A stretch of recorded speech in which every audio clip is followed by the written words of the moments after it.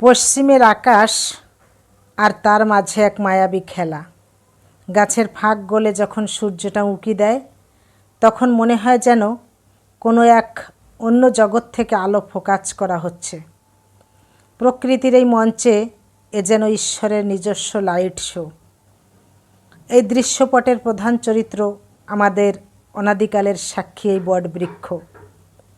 শান্ত সৌম্য শিকড়ে শিকড়ে যে জীবনের গল্প লুকিয়ে আছে তা বলার অপেক্ষা রাখে না।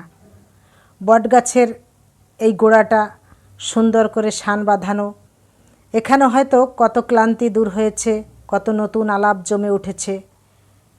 তো দেখুন, এই বটগাছ আর তার পাশের গাছটির মাঝে যে ফাঁকা জায়গা, ঠিক সেইখান দিয়েই অস্তগামী সূর্য তার শেষ আলোটুকু আমাদের দিকে ছুড়ে দিচ্ছে।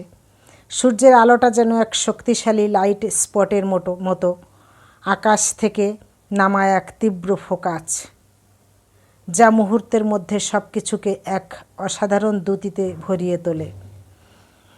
তো আজকের সত্যি এই ভিডিওটা খুব সুন্দর লাগলো।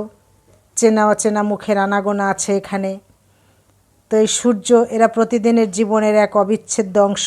কোলাহলের মাঝেও এই গাছ দুটোর নীরব উপস্থিতি যেন আমাদের মনে করিয়ে দেয় প্রকৃতির সৌন্দর্য কখনো ফুরোয় না।